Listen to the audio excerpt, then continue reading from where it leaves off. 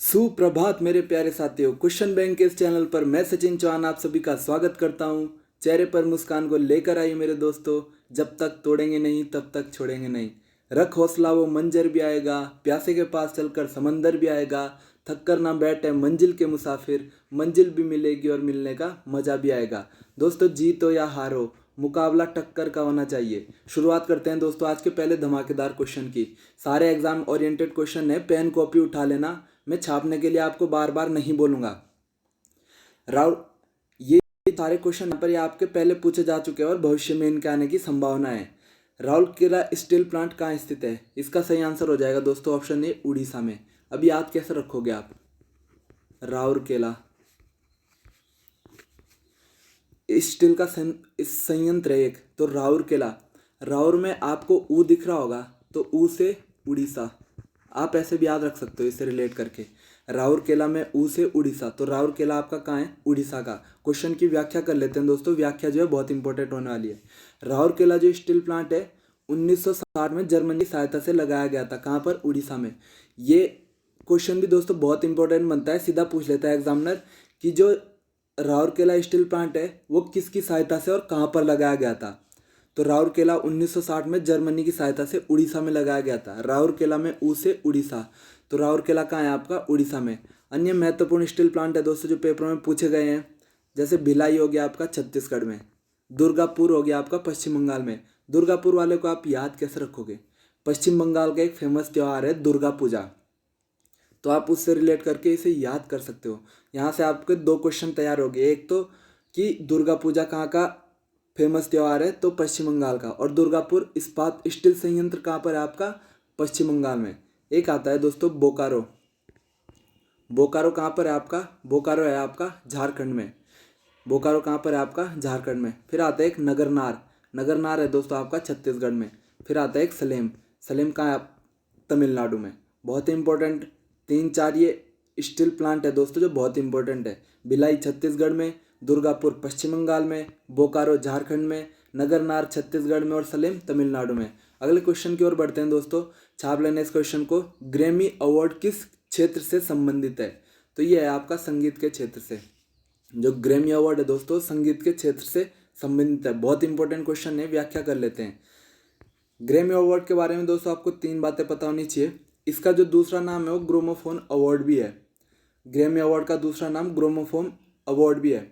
और जो Grammy award है दोस्तों संगीत के क्षेत्र में दिया जाता है। ग्रैमी अवार्ड संगीत के क्षेत्र में दिया जाता है। और ग्रैमी अवार्ड जो है दोस्तों आपका यूएसए देता है, संयुक्त राज्य America, United state of America. तो ग्रैमी अवार्ड का दूसरा नाम ग्रामोफोन है। ग्रैमी अवार्ड संगीत के क्षेत्र में दिया जाता है। ग्रैमी अवार्ड संयुक्त राज्य अमेरिका के द्वारा दिया जाता है। अगले क्वेश्चन की ओर मूव करते हैं दोस्तों। अगला क्वेश्चन क्या है आपका? अगला क्वेश्चन है आपका अनुच्छेद 300 ए में क्या है? अनुच्छेद 300 ए में क्या है? तो अनुच्छेद 301 में है दोस्तों आपका संपत्ति का अधिकार। ध्यान से इस बात को सुनना मेरी और नोट करना। अनुच्छेद 300 ए में क्या है आपका? संपत्ति का अधिकार। दोस्तों जो संपत्ति का अधिकार था पहले वो मौलिक अधिकारों के अंतर्गत था। संपत्ति का जो अधिकार है वो पहले मौलिक कर्तव्यों के अंतर्गत था, लेकिन अब उसे वहाँ से हटाकर अनुच्छेद 301 में अलग से रख दिया गया है। तो आपको इतनी बात पता होनी चाहिए, बहुत इंपॉर्टेंट है। क्वेश्चन सीधा बनता है कि संपत्ति का अधिकार किस अनुच्छेद में है? तो अनुच्छेद 300 में। पहले मौलिक अधिकार की सूची में था, लेकिन अब उसे वहाँ से हटाकर कहाँ कर दिया? अनुच्छेद 300 में। क्वेश्चन की व्याख्या कर लेते हैं दोस्तों। अनुच्छेद 300 में संपत्ति का अधिकार बहुत इंपॉर्टेंट क्वेश्चन है दोस्तों, कई बार पूछा गया है। इसके अलावा कुछ महत्वपूर्ण क्या है अनुच्छेद है आपके जो आपको पता होना चाहिए, जैसे अनुच्छेद 52। अनुच्छेद 52 में, इसमें मैं आपको याद करने की वो भी बताऊंगा कि आप कैसे याद रख सकते हो। अनुच्छेद 52 में साफ साफ लिखा गया है कि भारत का एक राष्ट्रपति होगा। अनुच्छेद 52 में क्या होगा? भारत का एक राष्ट्रपति होगा। उसमें आप +11 कर दो तो आपके पास 63 बनेगा। तो अनुच्छेद 63 में क्या है? भारत का उपराष्ट्रपति होगा। अनुच्छेद 52 में भारत का राष्ट्रपति, 52 में 11 जोड़ दो तो 63, 63 में क्या होगा आपका? भारत का उपराष्ट्रपति। फिर 63 में आप लोग 11 और जोड़ दो तो आपके पास बनेगा 74। तो अनुच्छेद 74 में क्या है आपका? केंद्र स्तर पर जो मंत्रिपरिषद है उनकी वो है, उनका ग्रुप है, जैसे आपने सुना होगा कि रेल मंत्री, पर्यावरण मंत्री, परिवहन मंत्री, है ना, ये सब कृषि मंत्री हो गया आपका, ये सब किस में आते हैं? ये सब अनुच्छेद 74 के अंतर्गत आते हैं। जो केंद्र स्तर पर मंत्रिपरिषद होता है वो अनुच्छेद 54 में आता है। फिर आता है दोस्तों एक बहुत ही इंपॉर्टेंट, राष्ट्रपति के पास अध्यादेश की शक्ति। राष्ट्रपति के पास अध्यादेश की शक्ति, ये कौन से अनुच्छेद में आपके पास? ये है 123। याद कैसे रखोगे आप? तो यहाँ पे ध्यान से देखना, राष्ट्रपति के पास अध्यादेश। अध्यादेश में आपको यहाँ पर अध्याय का उच्चारण आ रहा होगा। अध्याय का मतलब पाठ, लेसन बोलते हैं जिसे। तो याद कैसे रखोगे कि मुझे पहला, दूसरा और तीसरा, यहाँ देखो आप सीक्वेंस से लगे हुए, ये पहला, दूसरा और तीसरा अध्याय याद करा दो। आप इसे ऐसे भी याद रख सकते हो, मुझे पहला, दूसरा, तीसरा अध्याय याद करा दो। तो कैसे याद रखोगे? अनुच्छेद 1, 2, 3 यानी कि 123 में क्या है? राष्ट्रपति के पास अध्यादेश की शक्ति है। तो आप लोग इसे ऐसे याद रख सकते हैं।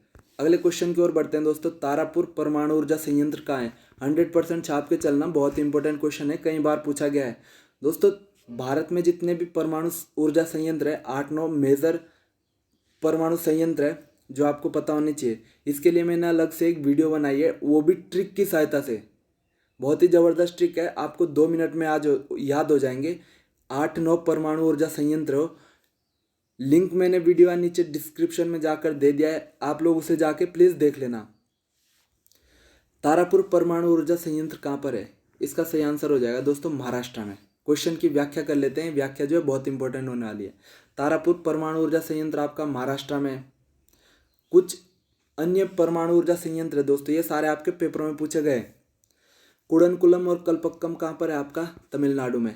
तारापुर और ट्राम्बे कहाँ पर है आपका? महाराष्ट्र में। कैगा कर्नाटका में, नरोरा यूपी में, कोठा राजस्थान में और काकरापार गुजरात में। अगर दोस्तों आपको ये ऐसे याद नहीं हो रहे तो इसके ऊपर से मैंने अलग से एक वीडियो बनाया है ट्रिक के साथ, लिंक मैंने नीचे डिस्क्रिप्शन में दे दिया है, आप लोग प्लीज़ वहाँ से जाके देख लेना। अगली क्वेश्चन की बात कर लेते हैं दोस्तों। केसर की सर्वाधिक खेती कहाँ पर होती है? केसर की सर्वाधिक खेती कहाँ पर होती है? तो ऑप्शन के अनुसार यहाँ पर सर्वाधिक खेती होती है आपकी भारत में जम्मू कश्मीर और उसके जो सीमावर्ती क्षेत्र है वहाँ पर। तो इसका सही आंसर हो जाएगा जम्मू कश्मीर में। आपने टीवी पर ऐड भी देखा होगा, अगर अजय देवगन को देखा होगा आपने, वो विमल पान मसाला का ऐड देता है। तो अगर आप लोग बैकग्राउंड में देखोगे तो वहाँ पर वो कश्मीर की घाटियों को दिखाता है। तो केसर की सर्वाधिक खेती कहाँ पर होती है भारत में? जम्मू कश्मीर में। क्वेश्चन की व्याख्या कर लेते हैं दोस्तों।